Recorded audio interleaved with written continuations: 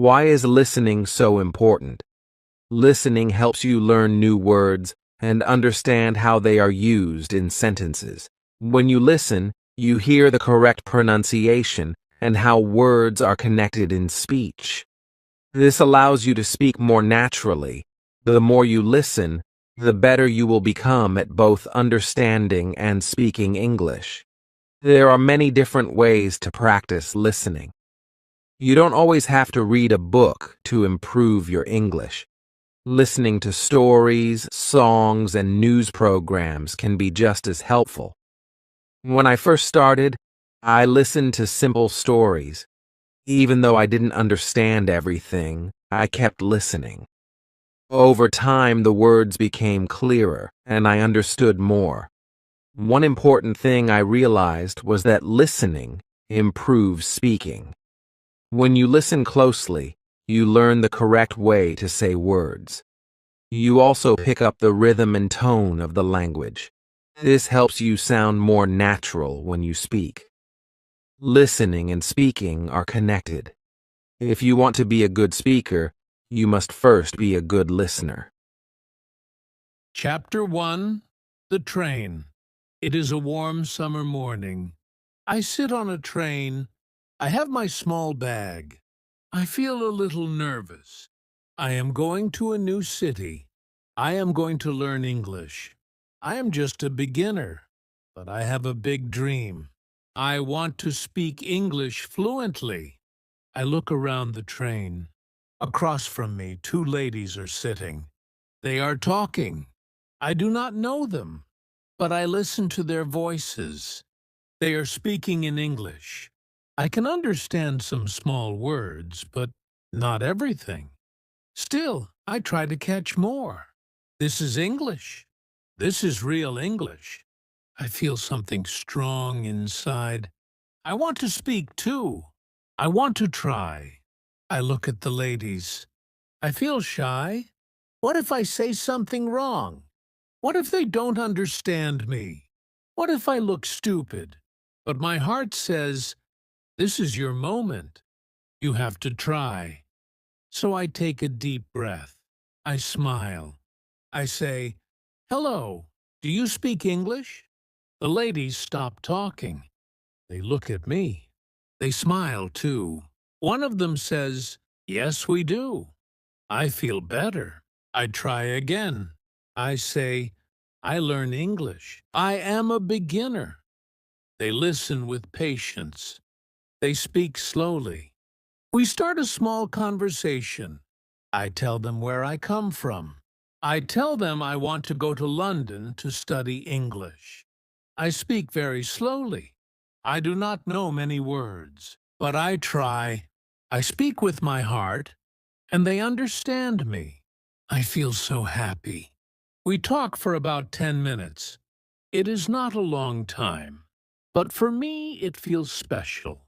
It is my first real conversation in English. They tell me they are from England. They are going home after a conference. They are kind. They do not laugh at my English. They help me. They listen. When my stop comes, I say, thank you. Thank you for talking with me. One of the ladies gives me a paper. She writes her phone number. She says, if you ever come to England, call us. I cannot believe it. A real English person gave me her number.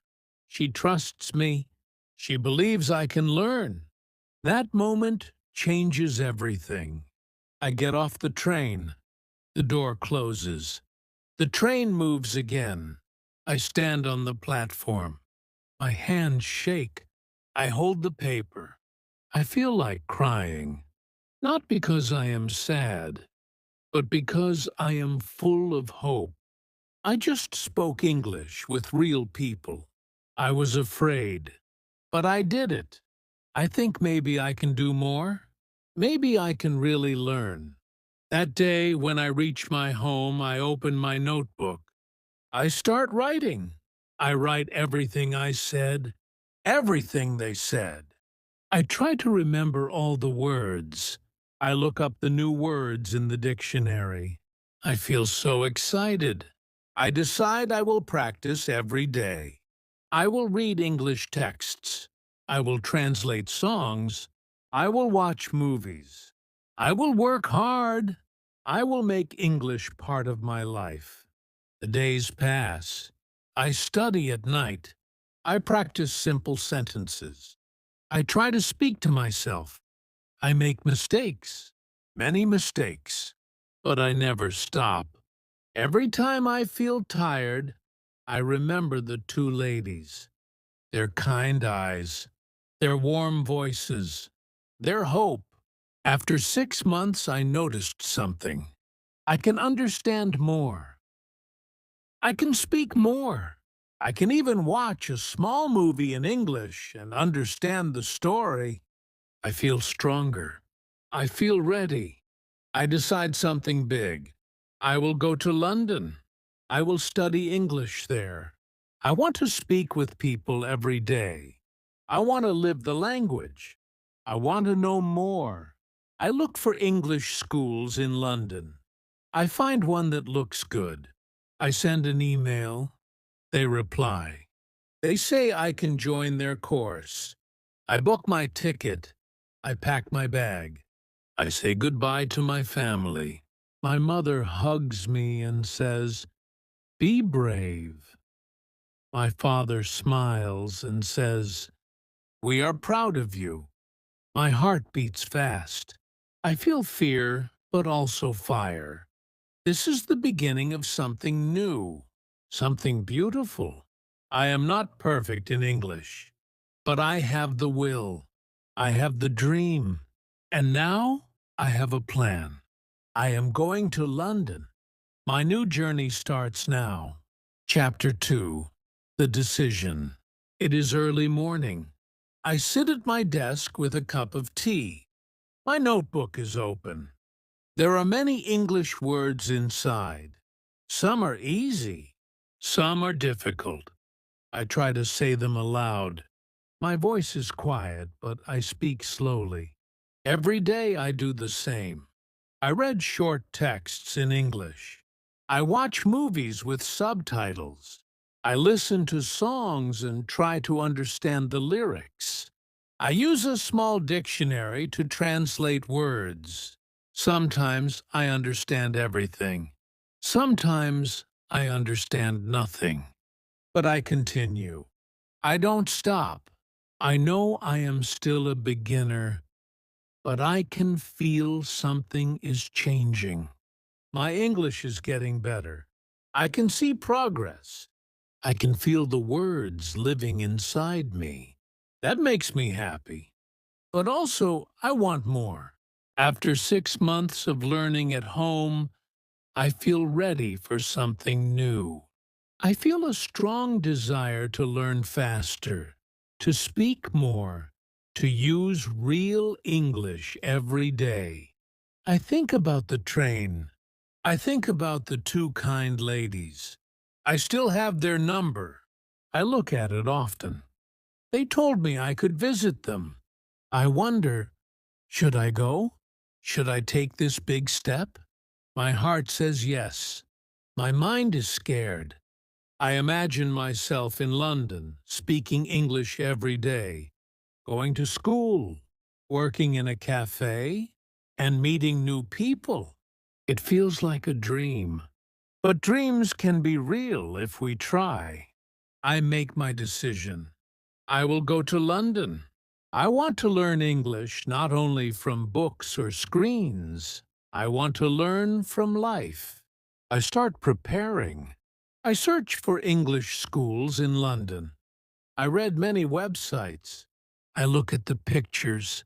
I read the reviews. I don't understand every word, but I try. I find a school that looks simple and friendly. They have classes for beginners like me. I send them an email. It takes me 1 hour to write that email. I check every sentence many times. I ask, "Can I join your class?" The next day they reply. They say, "Yes, you are welcome." I smile. I feel nervous but happy. I tell my family. They are surprised. My mother asks, "Are you sure?" I say, "Yes, I want to go. I want to speak English." My father nods. He knows this is my dream. I buy a plane ticket. I book a small room in a student hostel. I prepare my bag. I take only a few clothes, my notebook, and my small English dictionary. The night before my flight, I can't sleep. My heart is fast. I feel fear. What if I can't understand anyone? What if I get lost? What if I miss my family? But I tell myself, this is your time. You worked hard. Now go.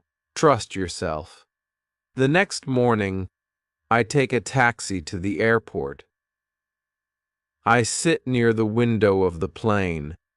As the plane goes up, I look down at my city. I say goodbye to my old life. I know something new is coming. When I arrive in London, everything feels different. The air, the voices, the signs. People speak fast. I try to listen, but it's hard. I hear many accents. I feel small, but I smile. I walk to the hostel. I check in. The lady at the desk says, "Welcome." I say, "Thank you." It's a small word, but it feels big. I am really here. In the evening, I go for a walk. The city lights shine. I see buses, shops, people. I hear English everywhere. It's beautiful. It's also scary. I say to myself, this is not a holiday. This is your new life. I wake up early the next morning. It is Monday. It is my first day at school. I wear my clean shirt. I take my notebook. I walk slowly to the school. My legs feel heavy. I don't know what to expect. When I enter the building, I see a group of students. They all look different. Some are from Europe, some from Asia, some from Africa. We all have one thing in common. We are here to learn English. That makes me feel better. A young woman comes to us. She is our teacher. She smiles and says, "Good morning. Please tell me your name and where you are from." One by one, we speak. When it's my turn, I say, "My name is Ariel. I am from Spain." My voice shakes, but I do it. The teacher asks us, "How did you study English before?" I tell her I read songs, watched films, and translated texts.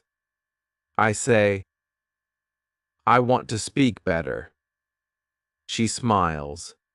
She says, "You don't have to study hard. You have to use the language. In this class, we will not use textbooks. We will speak, listen, and understand English by using it."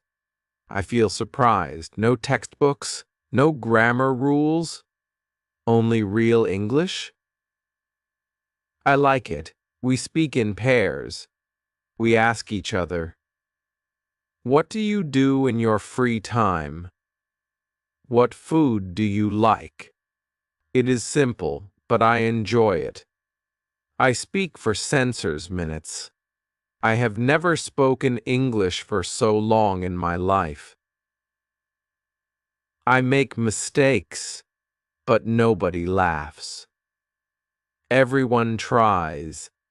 After the class, I feel something new inside. I feel free. I am not just learning English. I am living it. I walk back to my hostel. I feel tired, but happy. I write in my notebook. I write, "Today was the first day. It was good. I spoke English. Yanch. I listened. I made mistakes, but I learned." I look out of the window. The sky is gray, but I feel light. I know this is just the beginning. I came to London with a small dream. But now, maybe the dream will grow. Chapter 10. The first lesson. It is my second day in London. I wake up early. My room is small and quiet. I hear the city sounds outside: cars, people, buses. I sit on the bed for a moment and take a deep breath. Today is my first full lesson. I feel a mix of things inside: excitement, nervousness, and a little fear. I don't know what the teacher will say. I don't know if I will understand everything. Kate. I don't know if I will speak enough. But I tell myself again, you are here now. This is your moment. You must try. I wear my jacket and leave the hostel. The air is cold but fresh. Eh? The school is not far. I walk slowly, looking at the shops and signs. Everything is in English. I read the signs out loud in my head. I try to speak with my eyes. When I reach the school, I see the other students again. Some are talking. Some are quiet like me. We all smile at each other. We are all learning. That makes me feel safe. Our teacher comes. Oh. She smiles and says, "Let's go to class." We follow her inside. The room is simple. There are chairs, a whiteboard, and a small clock. No big books. No long desks. Just us and the teacher. She stands in front of the room and says, "Welcome. This is your class. This is your journey." Then she asks everyone to say their name and their country. Some speak fast. Some speak slowly. Some are shy. Some are confident. But everyone tries. When it's my turn, I say, "My name is Ariel. I am from Spain." I say it slowly but clearly. My heart beats fast, but I feel proud. I am speaking English. After the introductions, the teacher smiles again. She says, "Today we start something different. We will not use textbooks. We will not memorize long lists. We will speak. We will listen. We will use the language the way it is used in real life." I feel surprised. No grammar books? No tests? Just communication? She explains more. She says, "Many students spend years studying English, but cannot speak. Why? Because they learn about English, not with English. We will change that." I look around. Everyone is listening. Everyone is interested. Then she asks, "How did you study English before?" One student says, "I read grammar rules." Another says, "I learned word lists." I say, "I translate songs. I try to watch movies." The teacher nods. She says these are not bad, but they are only the start. Now we go deeper. Now we live the language. The teacher continues speaking. She says we use languages for one big thing: communication. When you were a baby, you spoke your language without reading books. Can't? You listened. You spoke. You made mistakes. And you learned. We will do the same here. I feel something open inside me. I think maybe learning English doesn't have to be hard. Maybe it can be natural. She gives us our first task. She says, talk to your partner about your hobbies. What do you like to do in your free time? I turn to the student next to me. He is from Turkey. He smiles. We start speaking. I say, I like music. I like football. I like learning English. He says, I like books. I like cooking. We speak slowly. Pent. We help each other with words. I feel nervous, but also happy. I am not studying English. I am using English. For the whole lesson, we speak. Sometimes we speak in pairs. Kank, sometimes with the teacher. Sometimes we listen. Sometimes we repeat. The class feels alive. It is not quiet. It is full of voices, full of learning. I make many mistakes. I forget words. I say things wrong, but nobody laughs. Nobody judges. The teacher smiles and corrects gently. I learn new words. I hear real English. I feel the words in my mouth, not just in my head. This is new for me. This is exciting. After 1 hour, I look at the clock. I cannot believe it. Time goes so fast. For the first time in my life, I have spoken English for a whole hour without stopping. I have never done this before. I feel proud. I feel strong. I feel like I can do this. After class, I walk back to the hostel. I look at people. I listen to their voices. I hear English everywhere. This time, it feels different.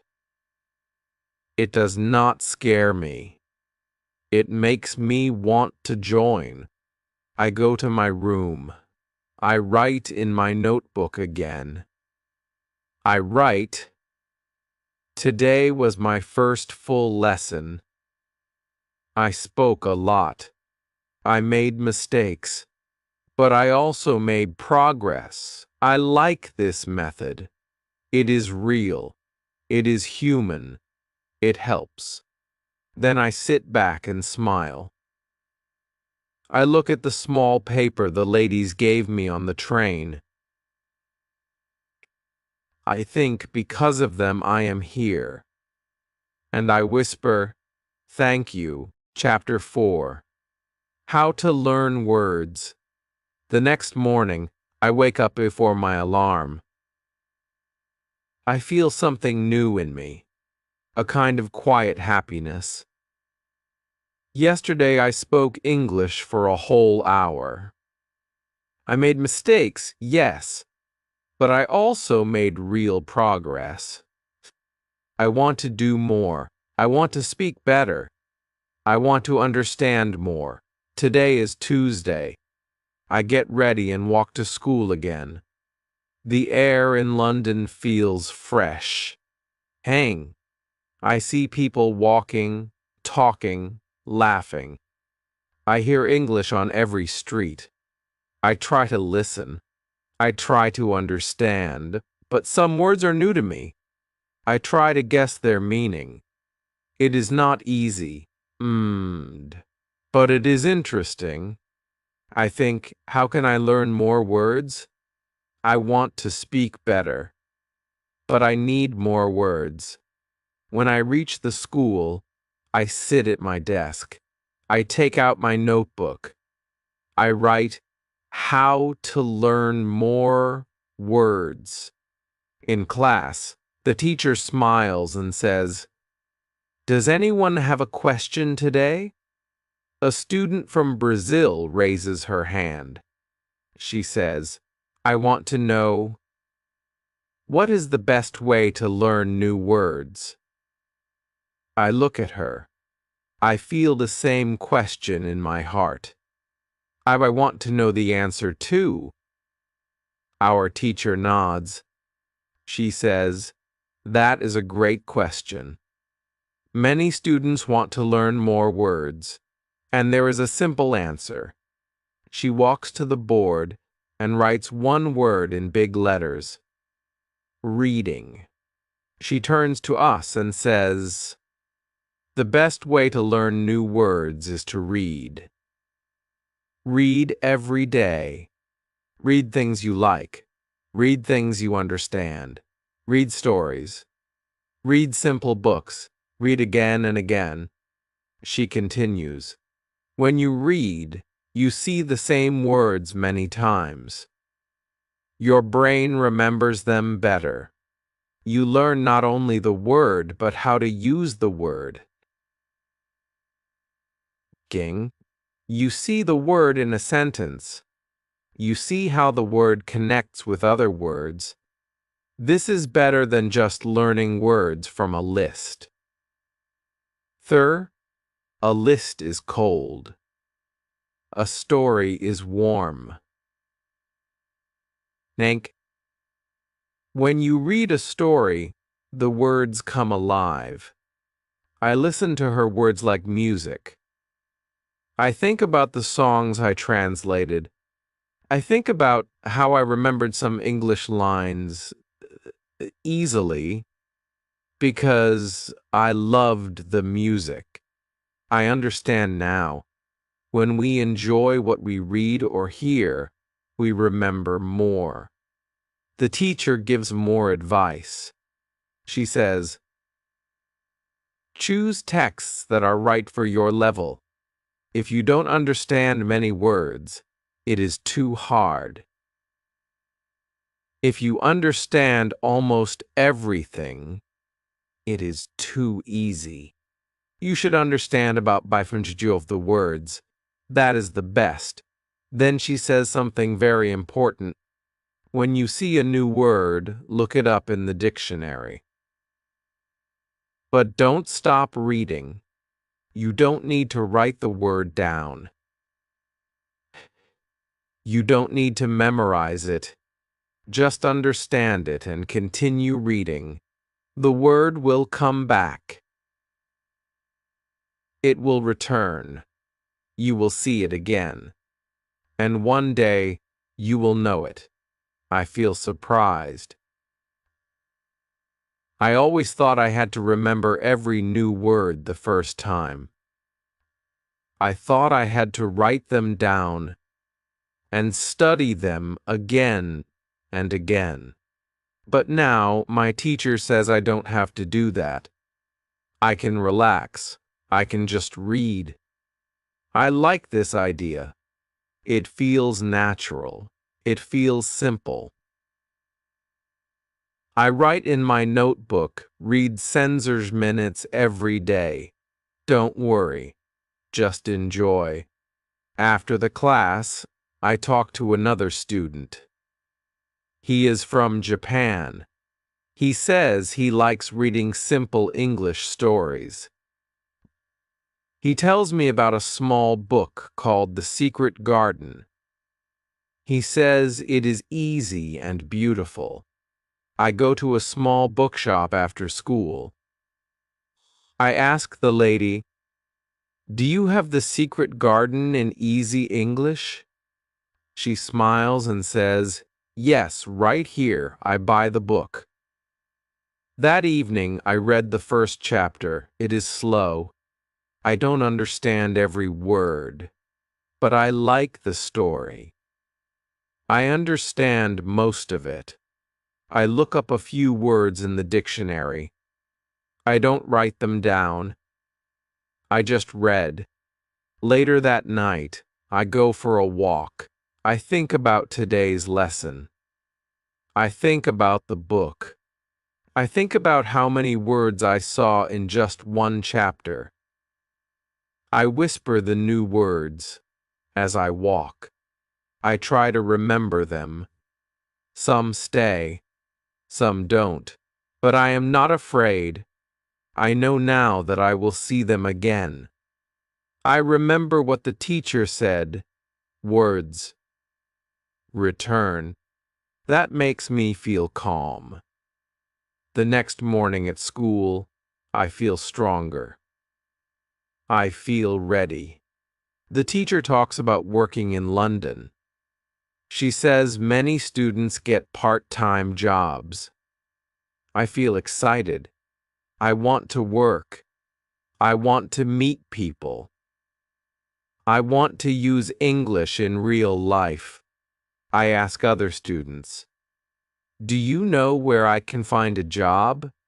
One girl tells me go to the job center. They help students. After school, I walk to the job center. I talk to a lady at the desk. I say, "I am looking for a job. I am a student." She smiles and says, "Do you want to clean or work in a cafe?" Do you want to clean or work in a cafe? Do you want to clean or work in a cafe? I say, I never worked before, but I want to learn. She looks at me kindly. She says, "Your English is good. You can try the cafe. You will start Thursday." I walk out of the job center with a paper in my hand. T. My first job in English. My heart is full. I say to myself, I can do this. I look at the sky. I smile. I whisper, "Thank you." Chapter 5. Starting work. No, Thursday comes quickly. I wake up early. My hands are a little cold. My heart beats fast. Today is my first day at work. It is not a school. It is not a book. It is real. I look at myself in the mirror. I wear a clean shirt. I try to smile. I say, "Good morning. How can I help you?" I practice the sentence again and again. I know I will need it at the cafe. I take my notebook and my small dictionary and put them in my bag. I walk to the cafe. I look at the people in the street. I look at the shops. I feel like everyone is better than me. Everyone speaks fast. Everyone walks fast. But I keep going. I tell myself, you are learning. You are trying. That is enough. When I arrive at the cafe, I see a young woman standing behind the counter. She smiles and says, "Hi, are you Ariel?" I say, "Yes." She says, "Great. I'm Emma. I'll train you today." Her voice is kind. She speaks slowly. I feel a little better. Eng. She shows me everything. The coffee machine, the cups, the sandwiches. the cakes. She explains how to clean the tables, how to talk to customers, how to use the cash register. I try to listen to every word, but some words are new. I feel lost sometimes. I nod and say, "Okay." I try. Emma watches me make a coffee. I press the wrong button. The milk spills. I say, "Sorry." She laughs and says, "It's okay. You're learning." I smile. I clean it up and try again. This time it works. She says, "See? You got it." A customer comes in. Emma says, "Go ahead. Say hello." I walk to the counter. I say, "Good morning. What do you like?"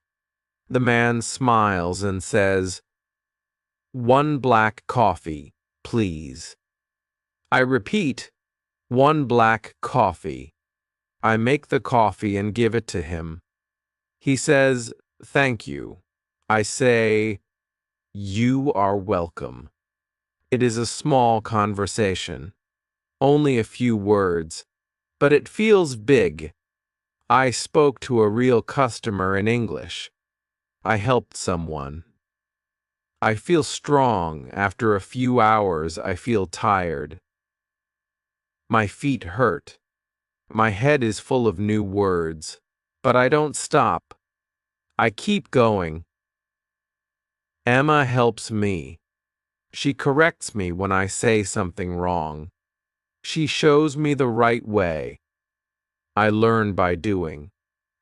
I make mistakes, but every mistake is a lesson. I learn. I learn fast. I listen. I repeat. I say words out loud. I speak with my hands and my heart. At the end of the shift, Emma says, "Good job today.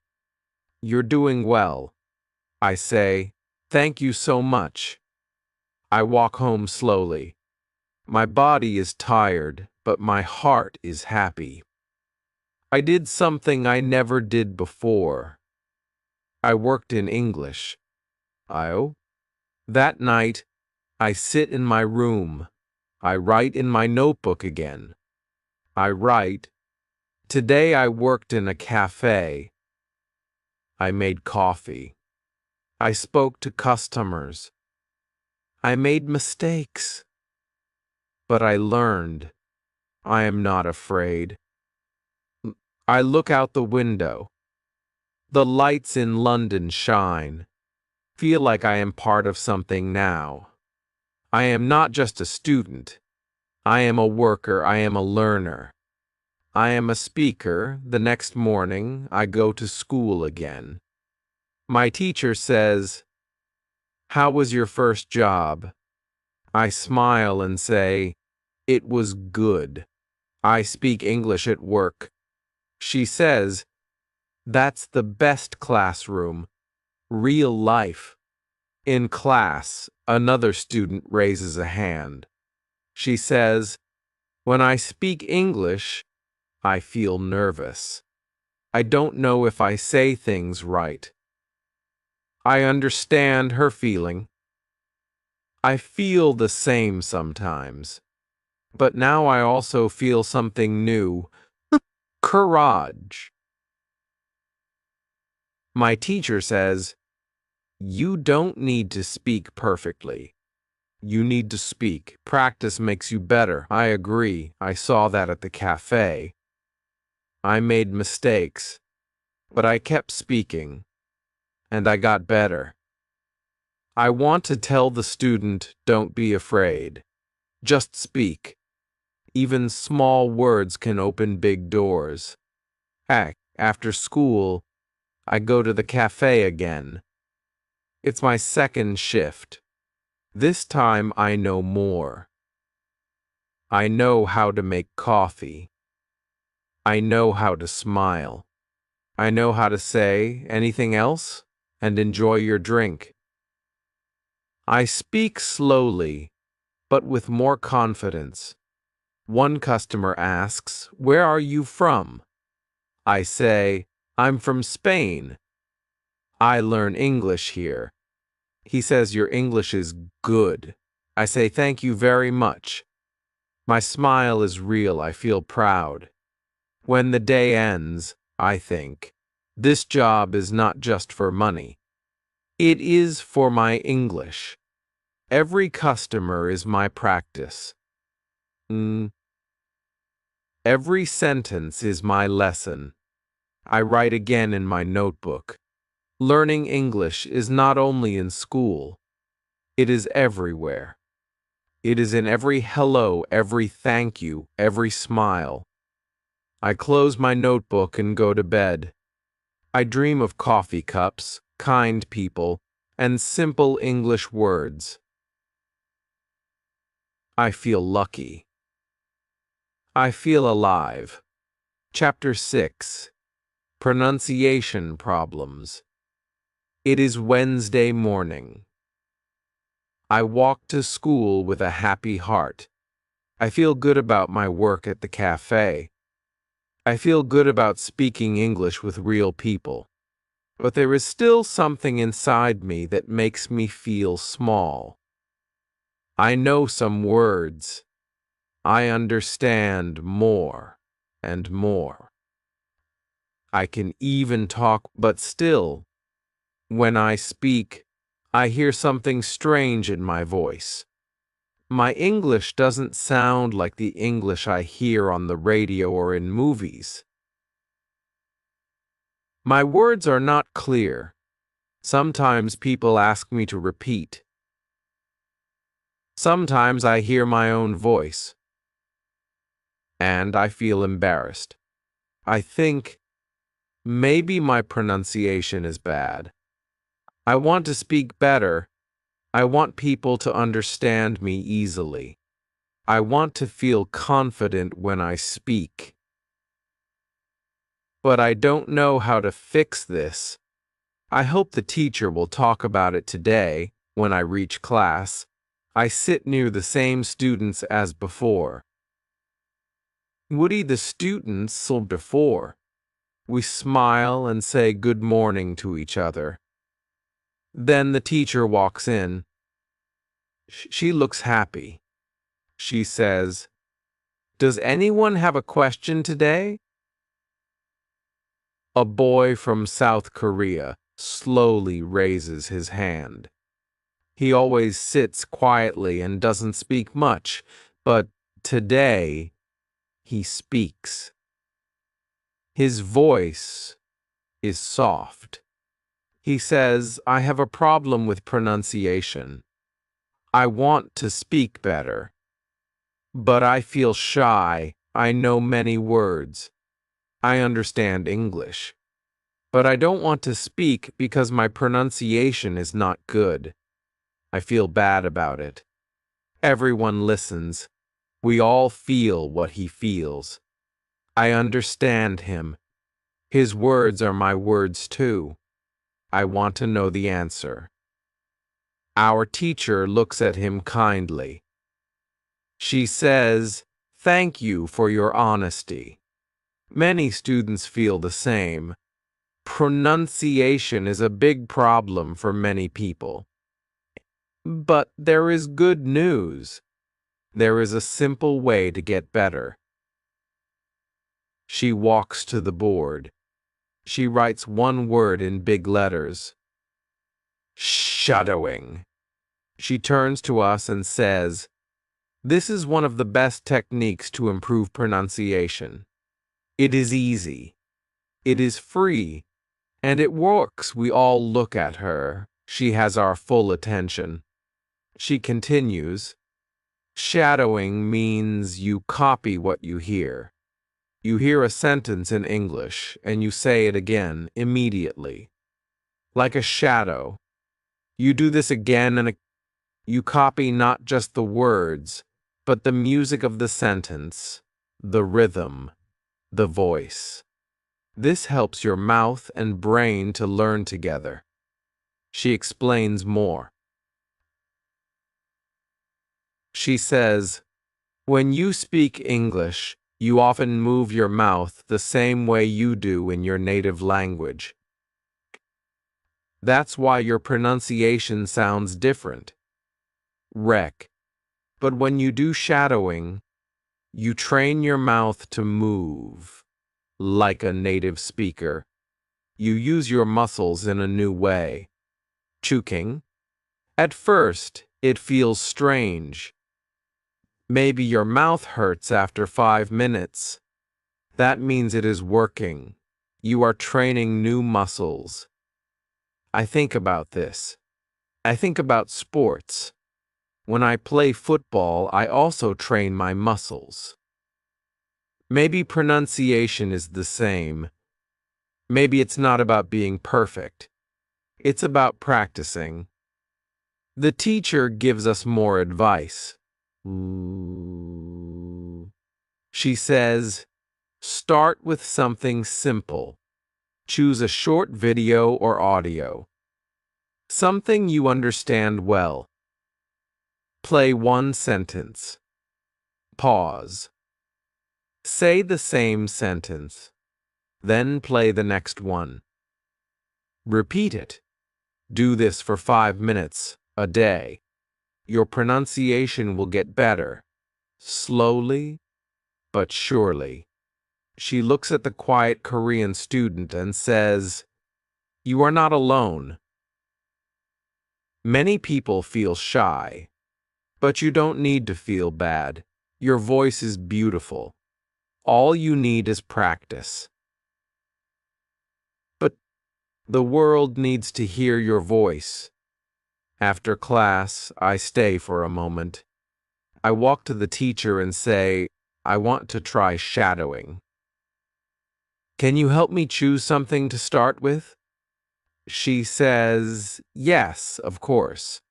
Try short interviews with subtitles or use children's stories in English.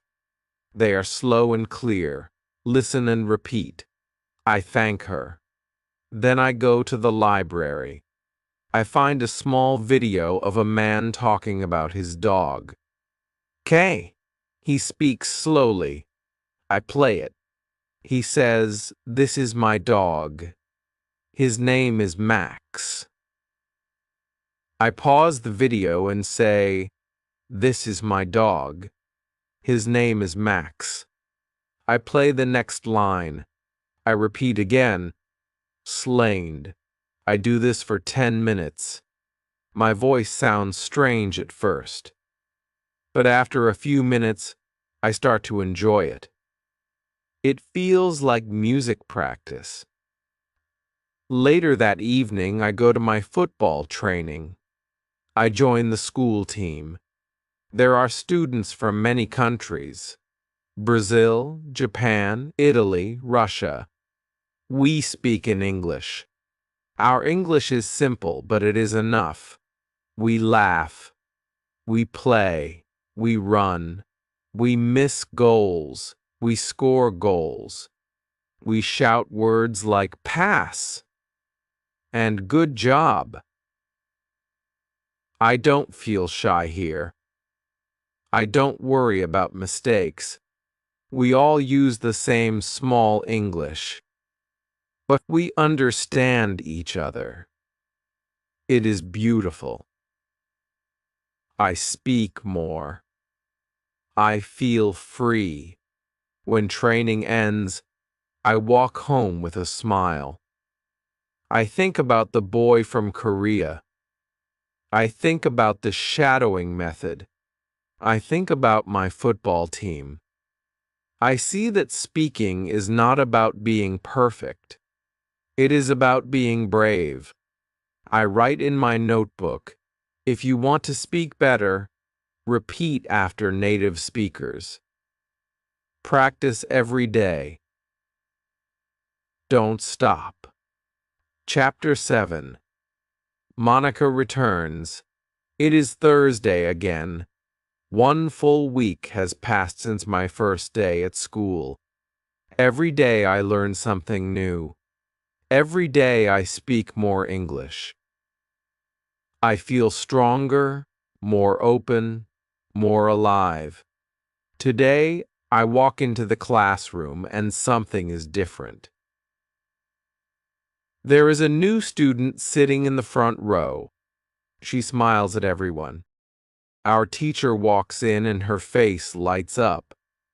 She says, "Monica, welcome back." The whole class turns to look at the new girl. She stands up and gives the teacher a hug. The teacher says, "Monica was my student last year. She studied with me for only 2 weeks. She was a beginner at that time. Now, just listen." The teacher asks Monica, "How are you?" Monica says, "I am very well, thank you. I'm happy to be here again. I missed your class." Her voice is soft, clear, and confident. Her English sounds natural. Everyone looks surprised. We can hear how fluent she is. The teacher smiles and says, "Wow, Monica, your English is amazing now. You speak so well. Where did you learn?" Monica says, "At home.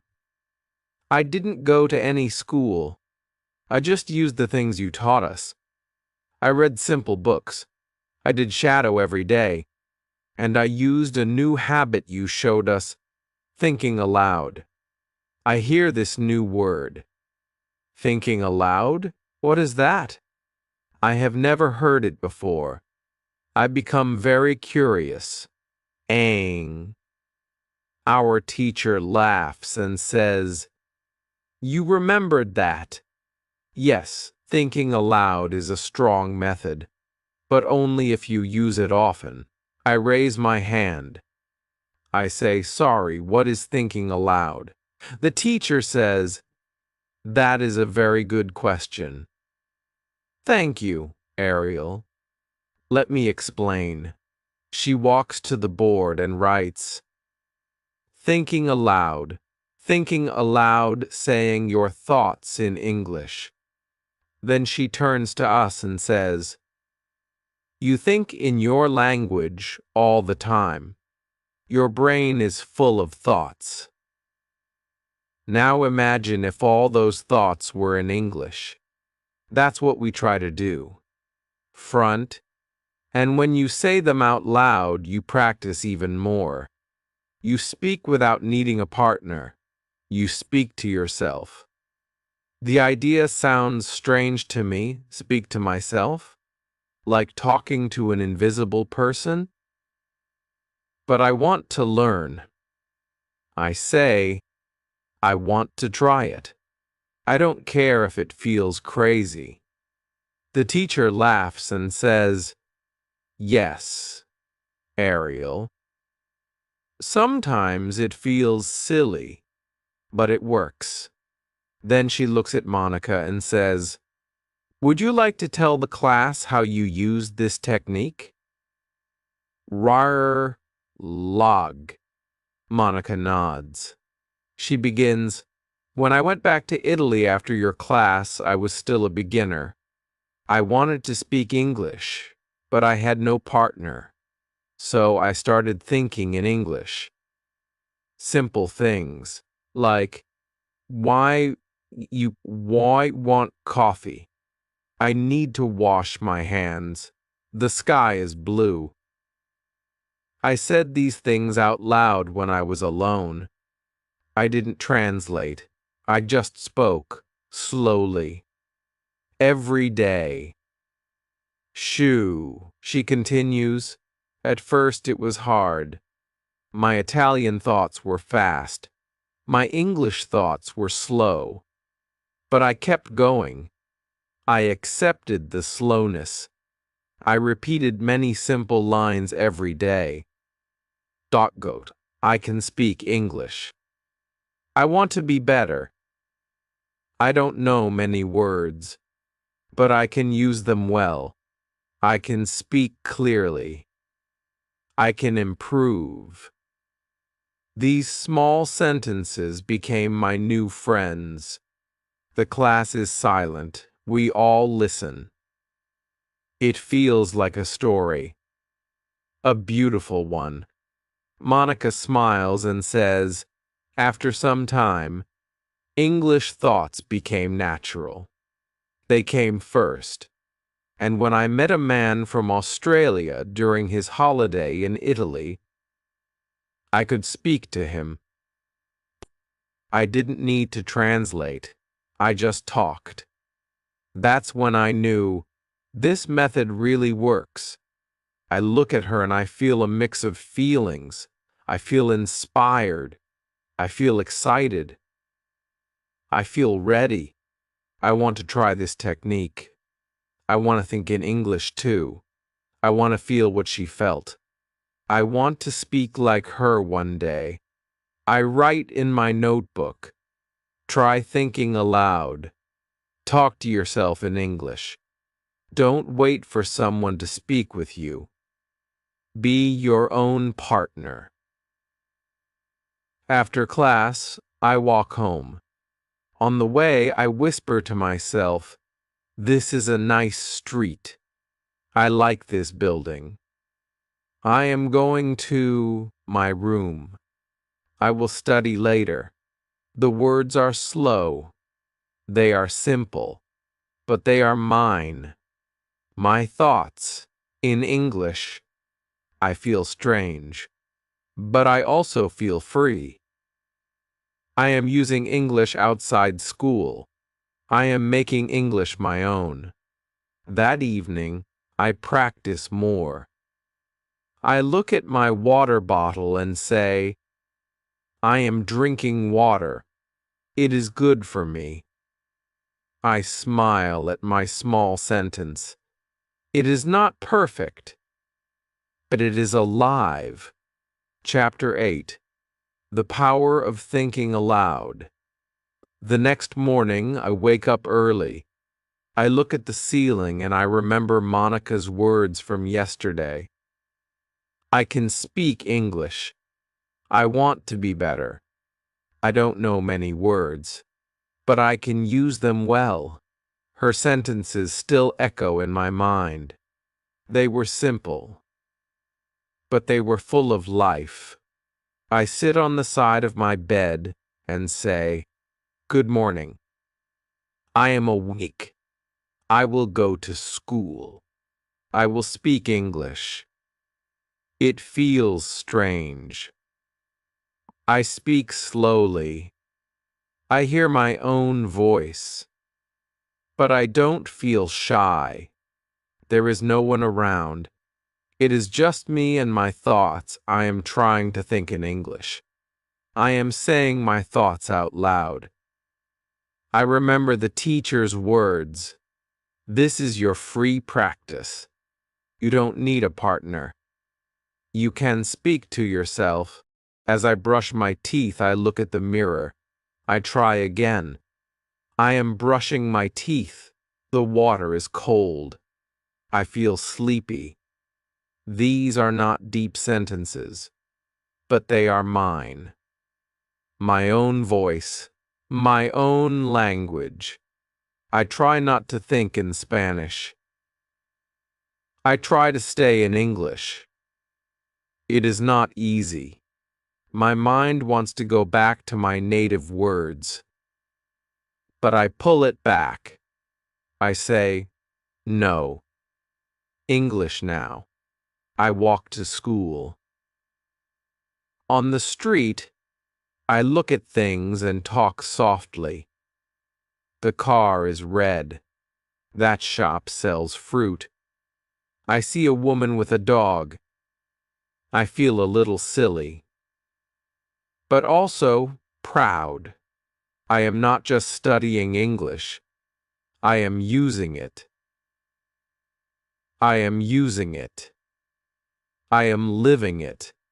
At school, the teacher asks, "Did anyone try thinking aloud?" I raise my hand.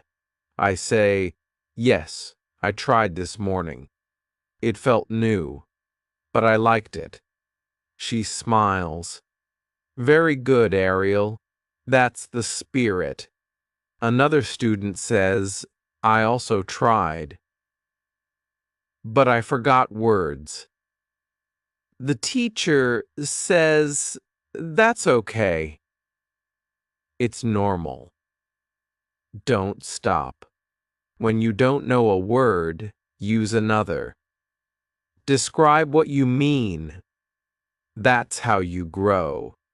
Then she says something powerful. You don't need perfect English in your head. Egg. You need English that moves, that comes out, that lives. Thinking aloud helps you find your English voice. We do a small activity in class. The teacher says, think of something you do every day. Speak it out loud. Say it step by step. I think of making coffee. I say, I open the kitchen door. I turn on the light. I fill the kettle. I wait. I make my coffee. I sit. I drink slowly. The sentences come slowly but clearly. The teacher nods. Good, Ariel. See how much you know? You don't need to study grammar for this. You just need to speak. Later that day, I go to work. On my way, I keep thinking aloud. I am going to work. I will see Emma. I will make coffee. I will speak to customers. At the cafe, I smile more. I speak more clearly. I say, would you like sugar? Or have a good day. These small lines feel easier now. My tongue moves faster. My words are more natural. I think the thinking aloud technique is helping me. I don't need a book to do this. I don't need a teacher with me all the time. How? I only need my voice, my thoughts, and my decision to try.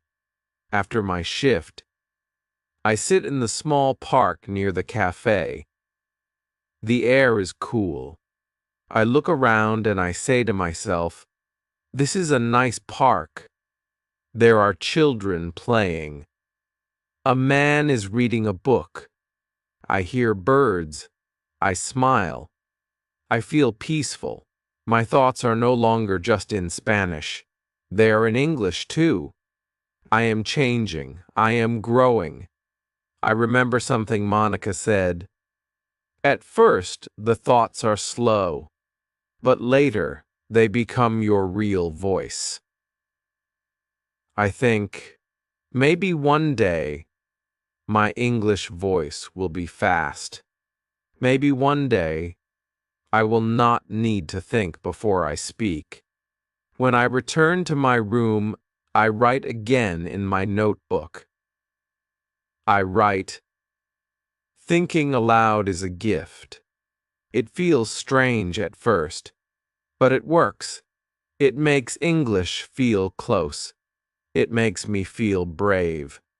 Then I add more sentences. I can speak. I am improving. I am not afraid. I make mistakes, but I also make progress. These are not just notes. They are a conversation with myself. Pay. A small diary of my learning. A soft voice that says, keep going. That night, before sleep, I whisper again. Today was a good day. I learned. I spoke. I lived in English. I close my eyes and feel thankful. I know this is not the end. This is just the beginning of something special. Chapter 9. Grammar worries. It is Friday morning. I feel more comfortable now. Every day I go to school. Every day I speak a little more. I make coffee at work. I talk to customers. I listen to people in the street. I think in English. I even talk to myself in English when I'm walking or doing something alone. My words are still simple. My sentences are not perfect, but they are mine. I use them. I live with them. I feel proud of my progress. But there is one thing that still makes me nervous. Grammar. I never liked grammar. Even in my own language, grammar felt heavy, full of rules and strange names. Now, in English, it feels even harder. Sometimes I want to say something, but I stop.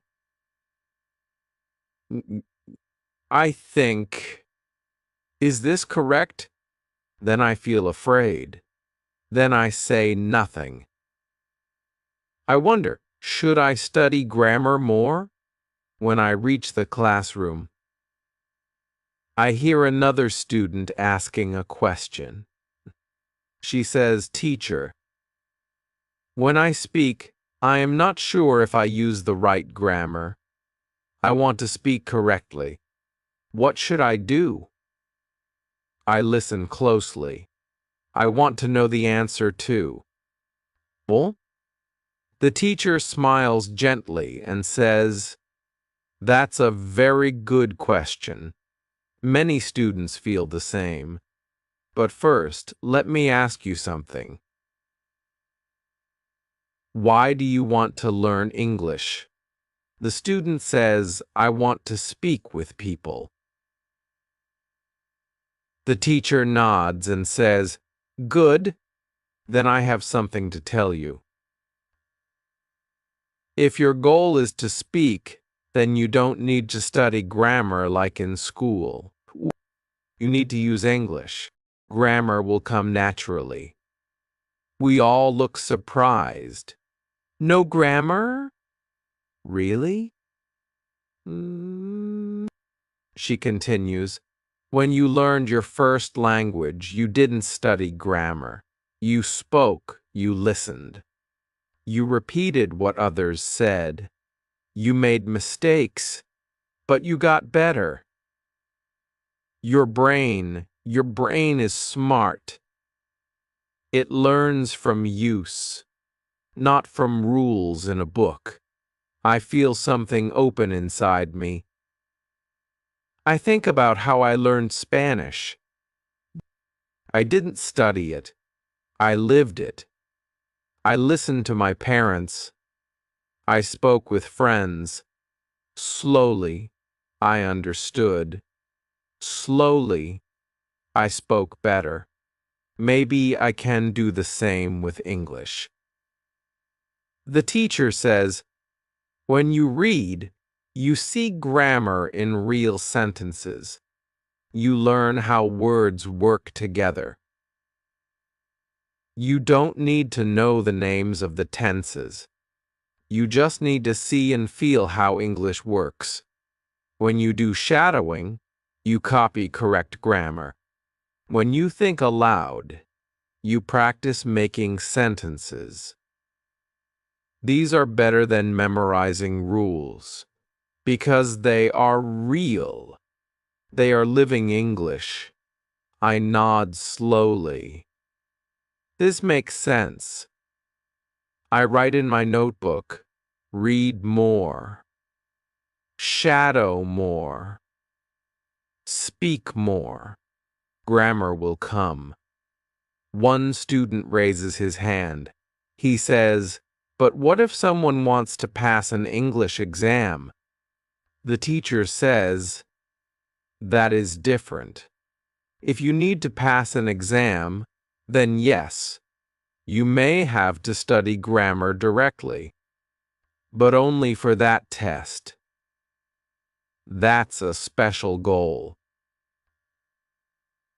And for that, you can get old test papers and practice with them." But if you want to speak English in life, in real situations, then speak, read, and listen. That is the way. I feel calm. I feel free. I don't want to pass an exam. I want to speak. I want to live in English. This is my goal. After class, I walk to work. On the way, I speak softly to myself. Today is Friday. I will go to the cafe. I will make coffee. I will smile at people. The grammar is simple. The words are small. Yeah. But I speak with no fear. I don't think too much. I just speak. I feel my English becoming more natural. At the cafe, I talk to Emma. I say, I feel better now. My speaking is easier. She says, yes, I can hear that. You are more relaxed. I feel happy. I talk to customers without thinking too much. I don't stop to ask, is this correct? I just speak, and most of the time they understand me. That is what matters.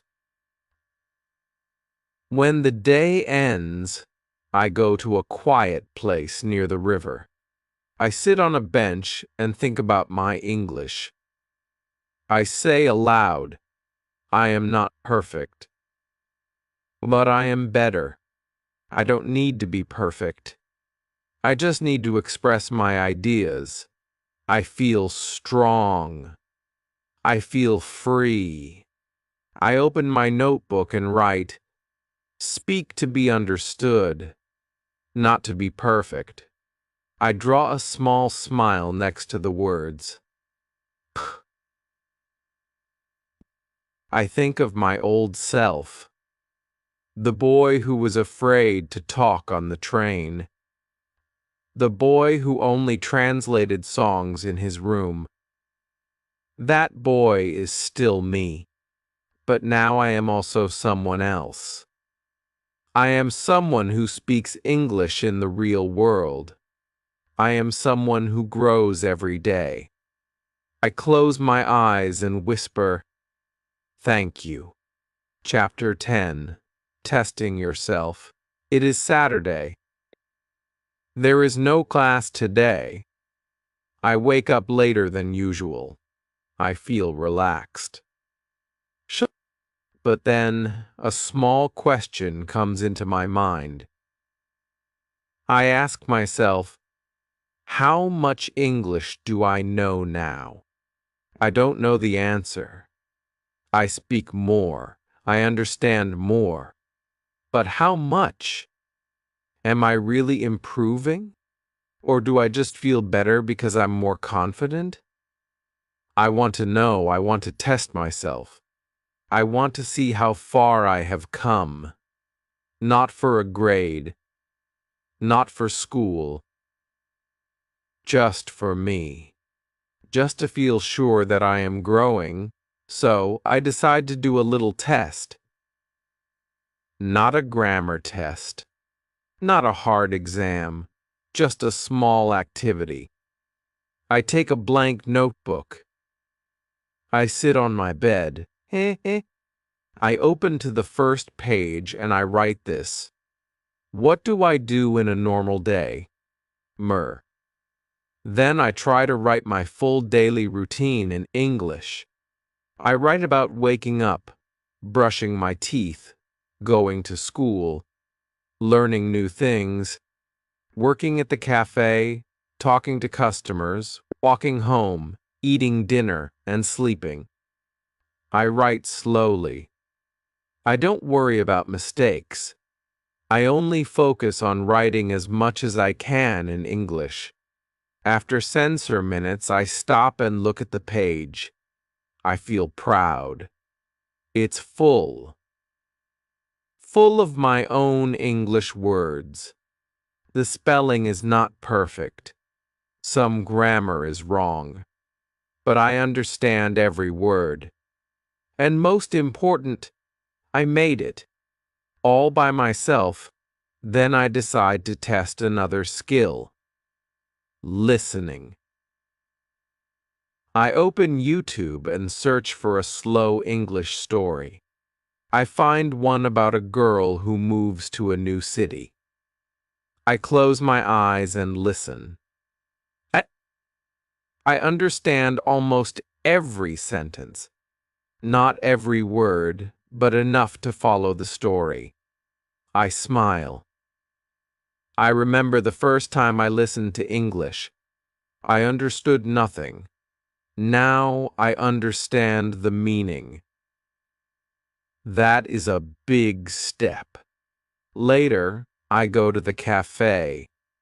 I work the afternoon shift. While working, I try to use new sentences. I say, "Do you want milk with your tea? Or would you like to sit near the window?" Simple phrases. But before, I didn't use them. I was afraid. Now I try. Some customers are surprised. One man says, "Your English is getting better." I laugh. I say, "Thank you. I'm practicing." It feels good. This is also a test, real life. Real English. Real people. Real answers. After work, I meet a friend from school. His name is Luca. He is from Italy. Wants to test his English. We sit in a park and decide to talk only in English for 1 hour. No Italian. No Spanish. Just English. At first, we are a little shy. We both speak slowly. Pat. We search for words. But after 10 minutes, we both smile. We talk about food, about football, about dreams. The hour goes fast. I laugh a lot. I forget I'm speaking English. It feels like my own language. That is the best feeling in the world. When I return home, I write in my notebook, "Today, I tested myself, and I passed, not because I was perfect, but because I tried, and I saw the results." I also write a small note for tomorrow, test again next week. Speak more. Listen more. Write more. Grow more. I understand something important now. You don't need a big exam to know your level. You can test yourself in small ways. Try writing a page. Try listening to a short story. Try speaking with a friend. Try talking to yourself in English. These are your real tests. You can test your English with your life. That is how you grow. At night, I look in the mirror and say, "I'm proud of you." I smile. I feel strong. I feel like a student who is no longer just learning English. I am now using English to live. That is a big change. A beautiful change. Chapter 11. Handling Mistakes. It is Monday again. I go to class like always. The sun is shining, but one student looks worried. Her name is Hana. She is from Japan. She always listens carefully. But today, she is quiet. Our teacher asks her, "Is everything okay?" Hana looks down. Then she says, "I'm afraid to speak. I make many mistakes. I don't want to sound stupid. The room becomes very quiet. I look at Hannah. I understand her. I feel the same sometimes. Many of us do. We want to speak. We want to practice. But we are afraid. What if people laugh? What if we say the wrong word? What if our sentence sounds strange? It's like a wall inside our head. The words want to come out, but they hit that wall of fear. Then the teacher speaks. Her voice is soft but strong. She says, Hannah, mistakes are part of learning. You cannot grow without them. You cannot speak well unless you speak badly first. We all listen carefully.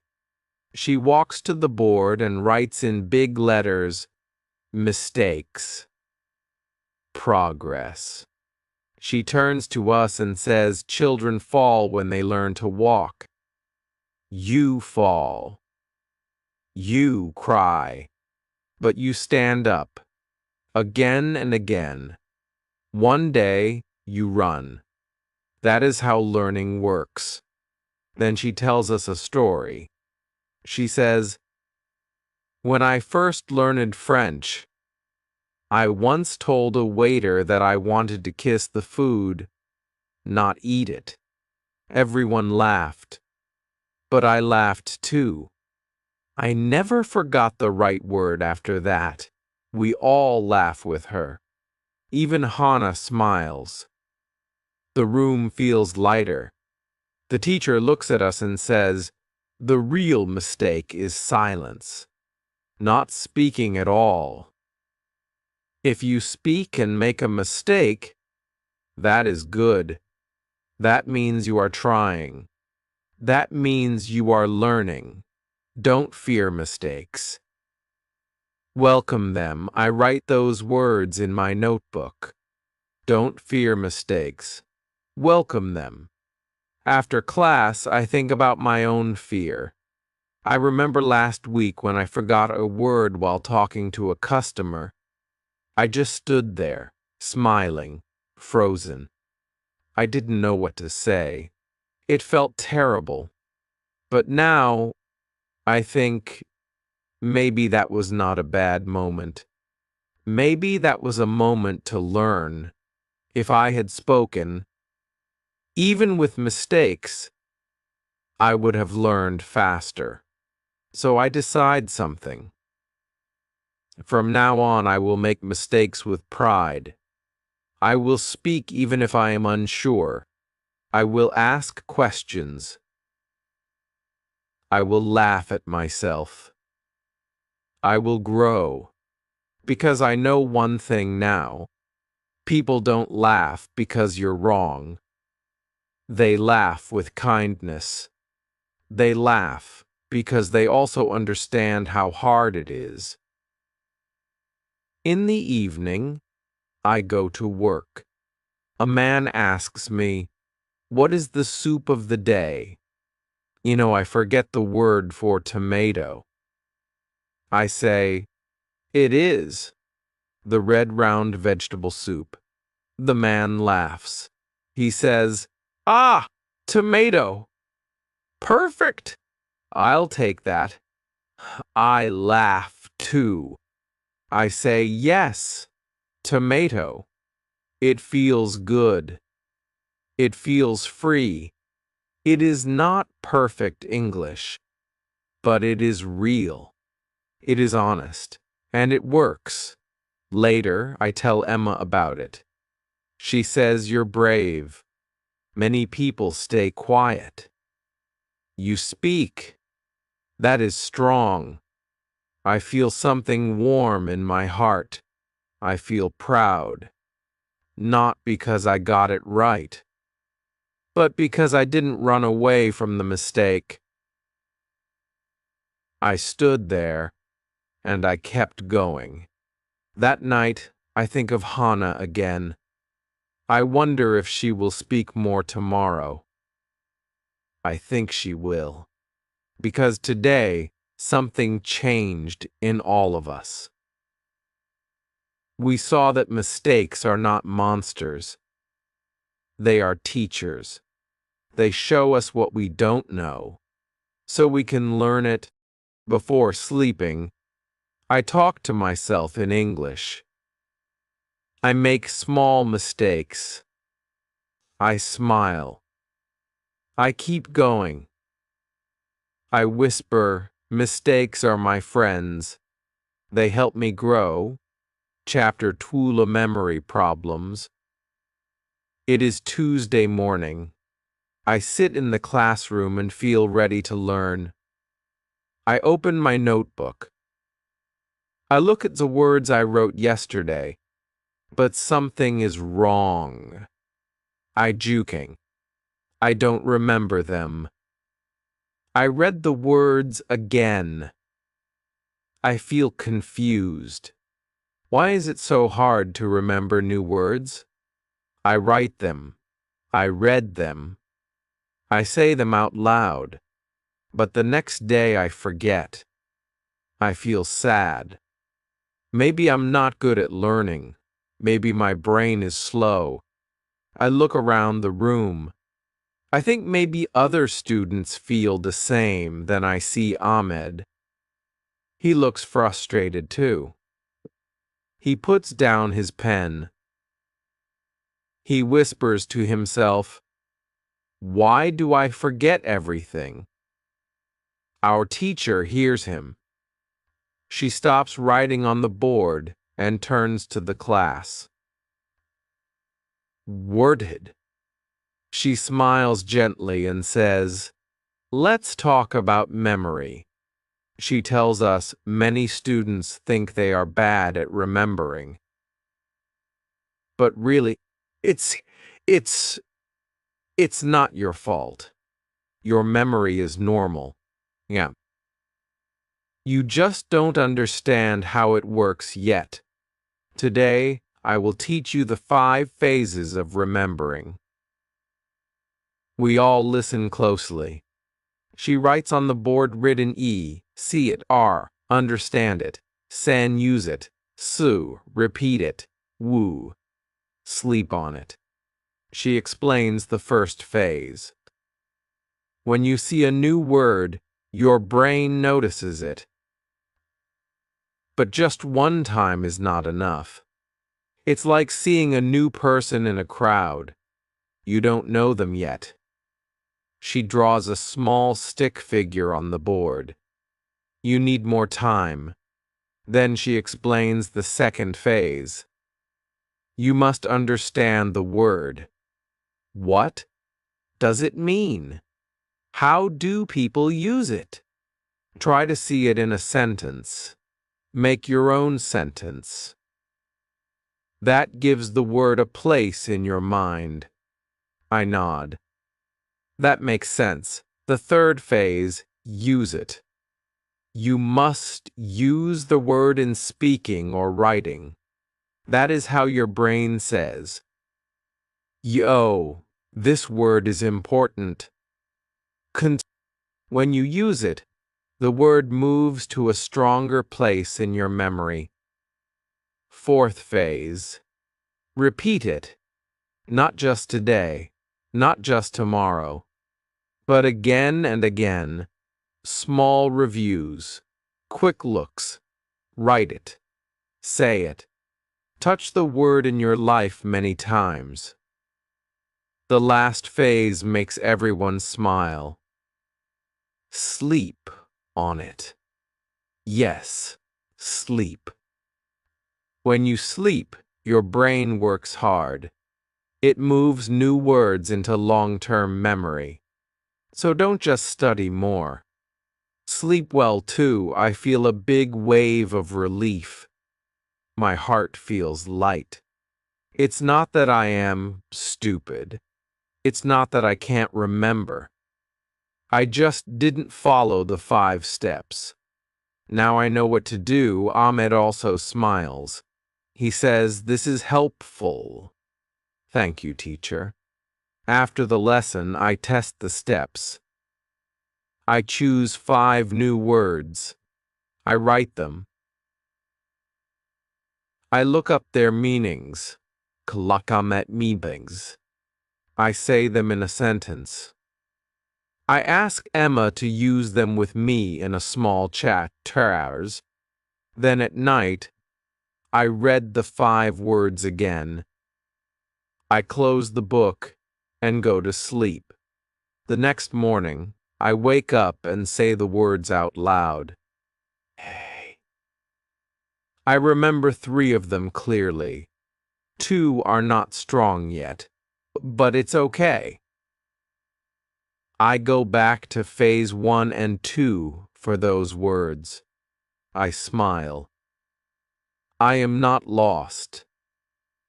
I now have a map. That day, I meet an old woman in the cafe. She is kind. I serve her coffee and use one of the new words. She says, "That's a nice word." I feel proud. I remember it. It is now a part of me. Like a seed growing in my brain. Before bed, I write a small note.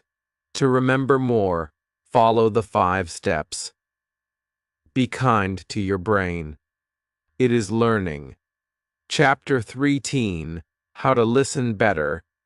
It is Wednesday morning. I sit in the classroom, waiting for the lesson. I feel calm today. I remembered more words yesterday, and it gives me hope. When the teacher comes in, she has something in her hand. It is a small radio. She holds it up and smiles. Today, she says, we will learn about listening. I look around. Some students look worried. One student says, listening is too fast for me. Another says, I understand nothing when I hear English. I also feel nervous. When people speak fast English, my brain stops. I only catch 1 or 2 words. I feel lost.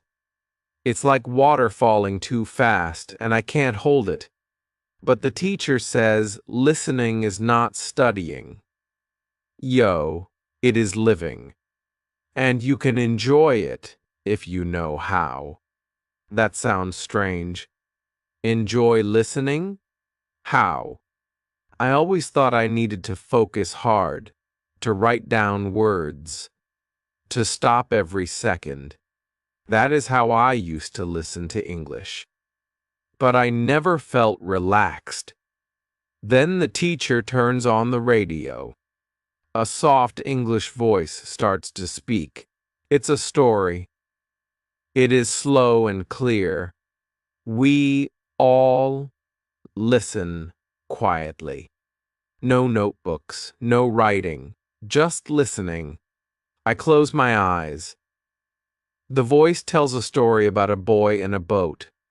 I don't understand every word, but I feel the story. I imagine the boy. I see the water in my mind. I feel calm. After 5 minutes, the teacher turns off the radio. She says, you don't need to understand every word. You need to feel the sound. Listen like music. Let it touch you. Don't fight it. Then she gives us 3 tools. Tool 1, easy input. Listen to slow English, simple stories, children's books. English for learners. Don't start with fast news, she says. Start with soft English, like a river.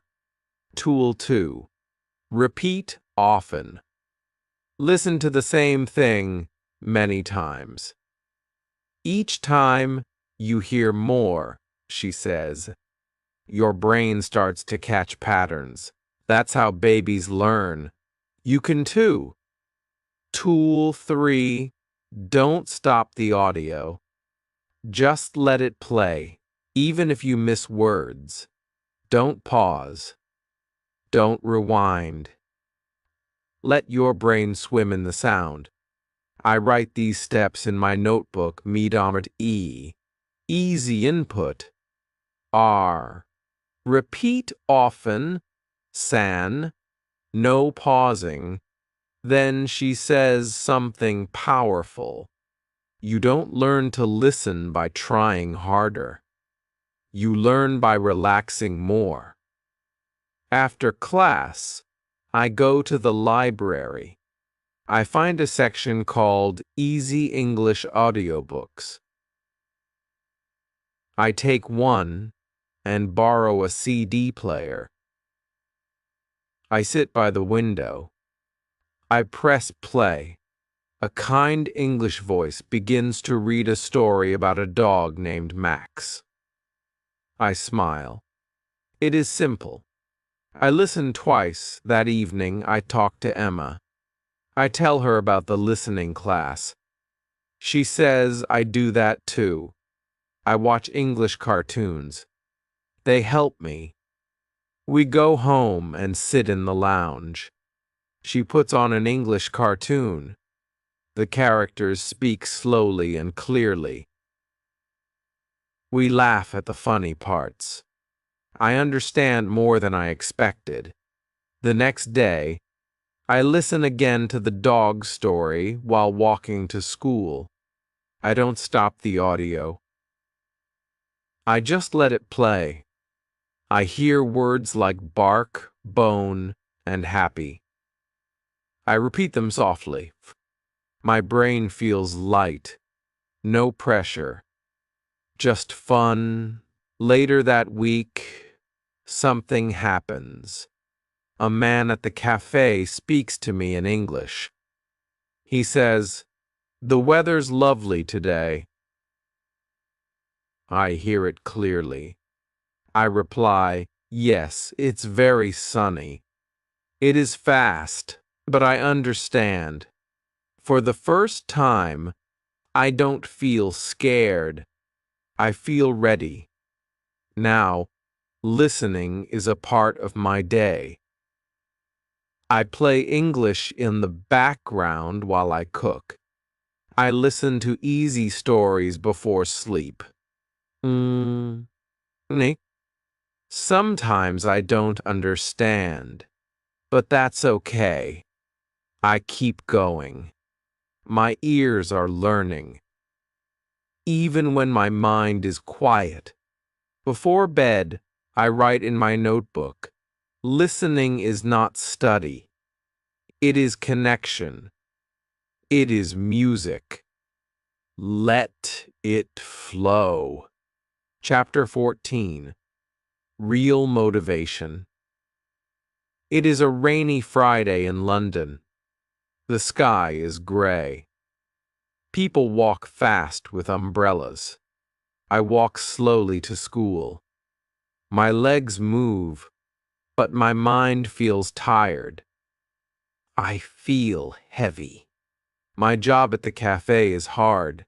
My English is better, but sometimes I feel stuck. I want to speak fast like a native speaker.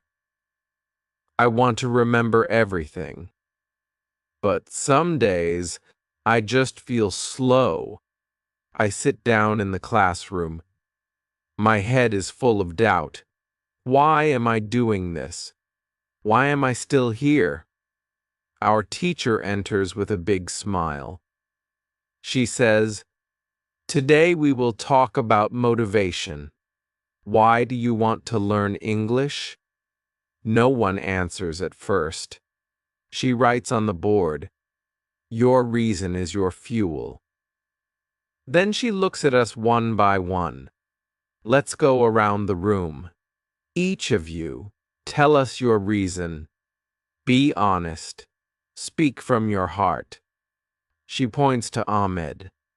He sits up and says, "I want to get a good job. In my country, English opens doors." We nod. That makes sense. Emma says, "I want to travel alone. I want to talk to people, ask for help. make friends. I want to feel free. Her eyes shine. You? Monica says, I love English movies. I want to understand them without subtitles. I want to feel the emotion in every word. Even the quiet student from Korea says, I want to speak to my cousin. Kay. He lives in Canada. I want to talk to him in English. He doesn't speak Korean well. Then it's my turn. I pause.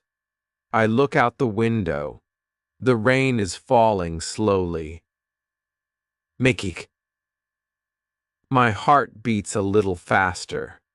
I say, I want to sing the Beatles.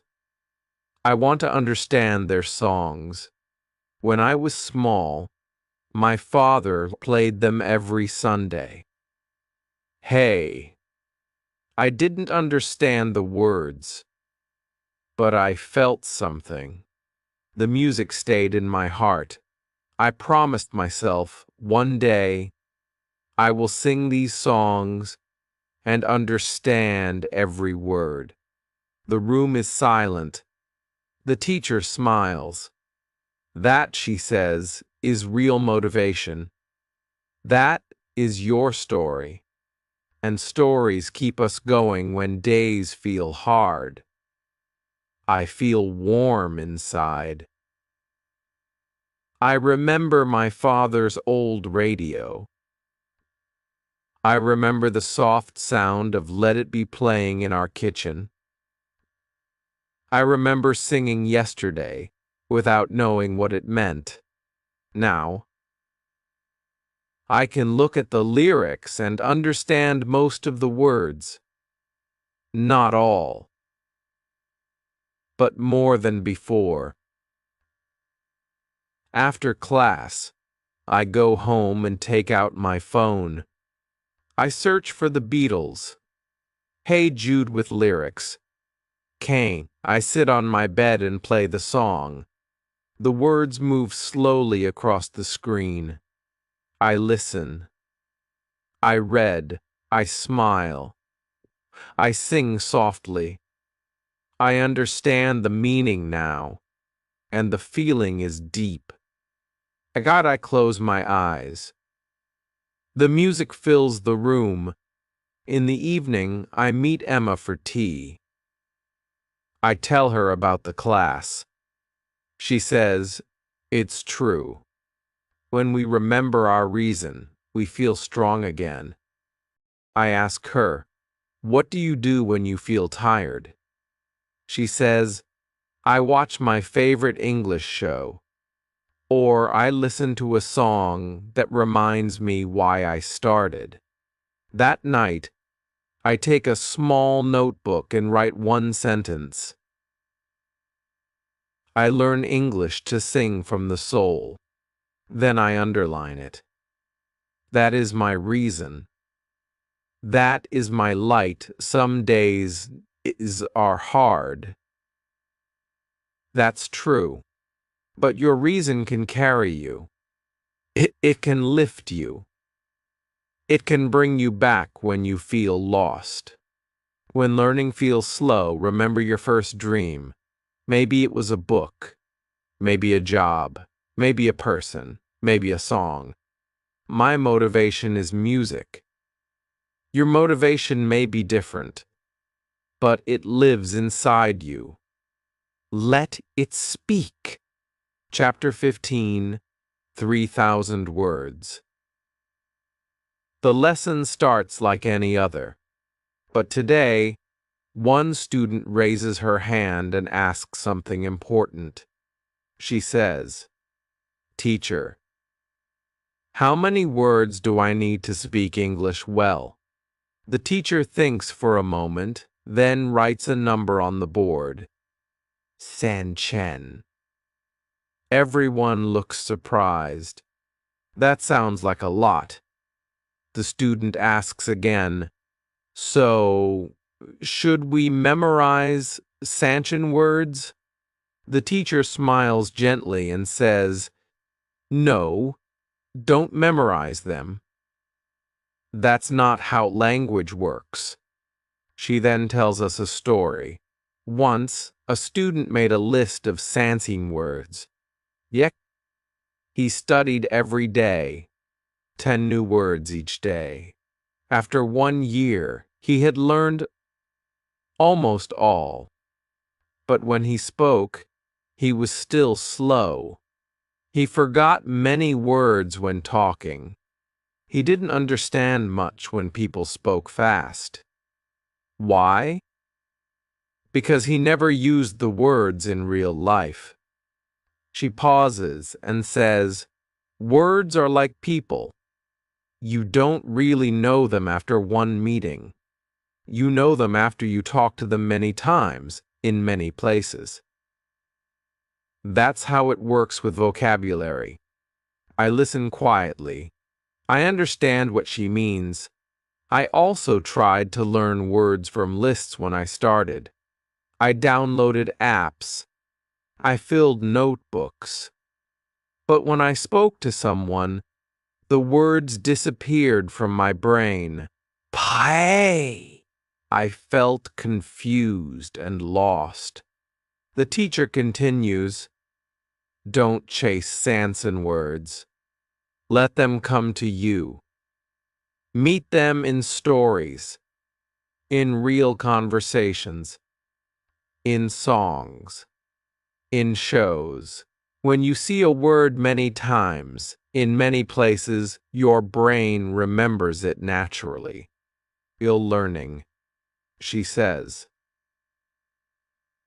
If you read and listen every day, the Sanchin most common words will visit you again and again, and they will stay with you.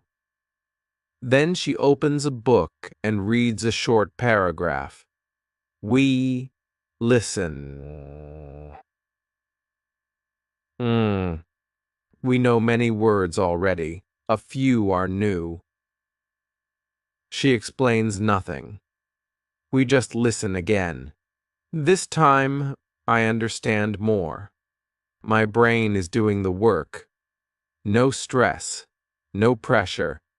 She looks at us and says, "Language is not about force. It's about feeling." Read a little. Listen a little. Every day. Don't worry about the number. Just connect. At school, I go to the library. I pick up an easy English storybook. I read 3 pages. I see some words again. Quietly. Window. Wait. Smile. I don't look them up. I understand them from the story. It feels natural. On the bus home, I think about Sanchin words. I realize something. I already know many. Maybe Wubite, maybe Ichen, and each day I learn more without making a list. Just by living with English. At work that evening, a customer asks me, "Can I get a sandwich without onions?" I understand every word. I smile and say, "Of course." Then I write "no onions" on the order paper. I feel proud. 2 new words I didn't study, but now I know them. Later that night, I listened to my favorite Beatles song again. Within. This time, I understand the line, "Take a sad song and make it better." I feel something deep inside. Words with feelings stay longer.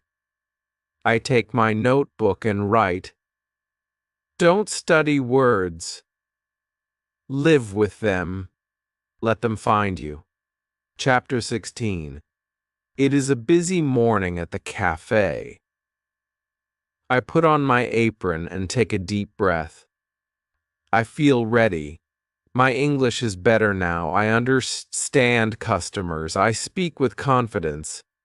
I take orders, smile, and make small talk. I even enjoy the job now. But today something strange happens. A man walks in and comes to the counter.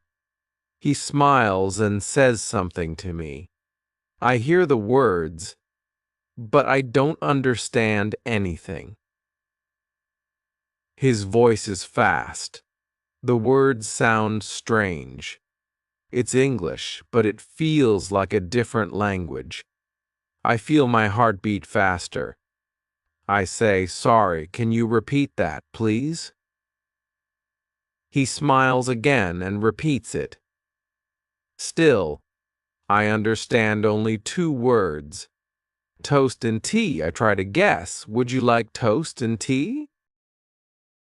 Chapter 19. The final lesson.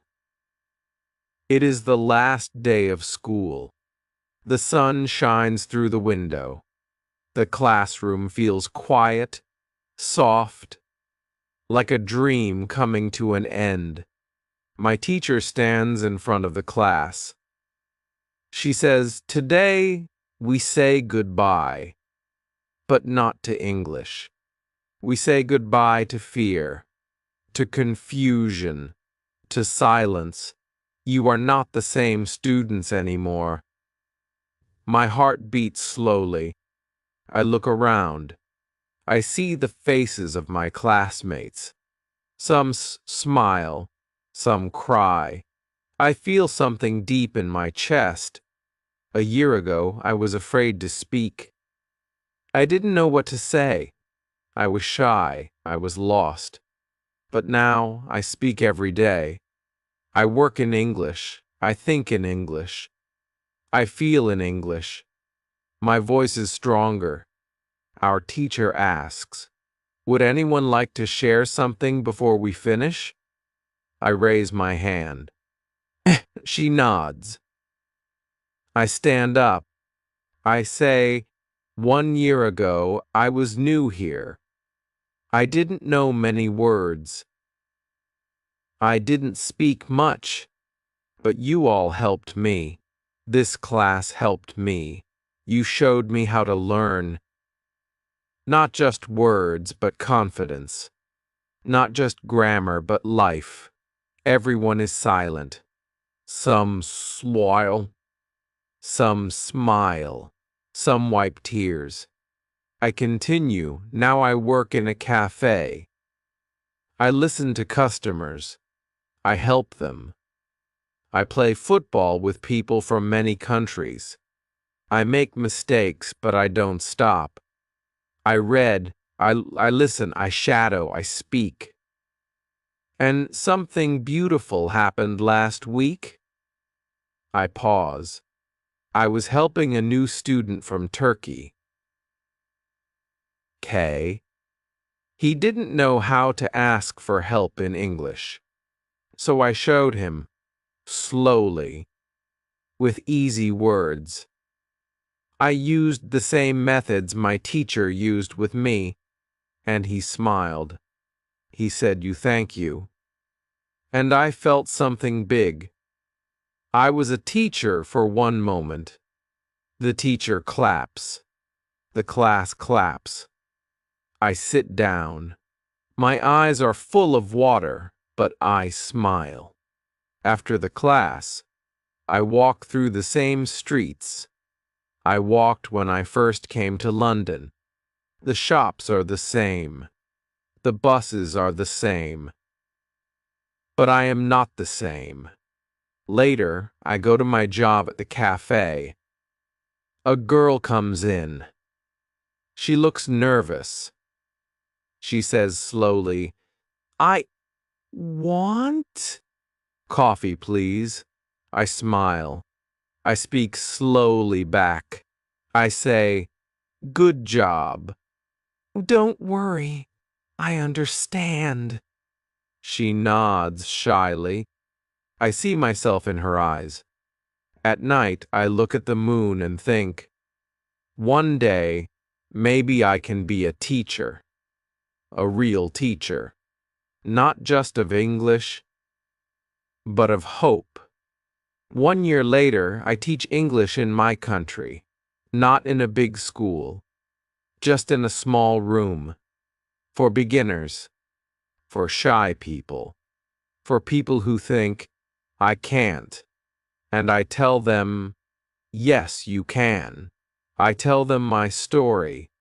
I tell them about the ladies on the train, about my teacher, about learning slowly, about football, about my cafe job, about shadowing, about reading, about Hana, and about how one day English stopped being scary. They listen, and they believe, because I was once like them, because they are now like I was, because English is not just a language, it's a door, and I walked through it. So can you. If Ariel's journey touched your heart, and if you also want to speak English one day, like him, start today. One word, one sentence, every day. Subscribe to this channel, like the video, and comment below. Do you also want to become the next Ariel? We read every comment. And we believe in your story, too.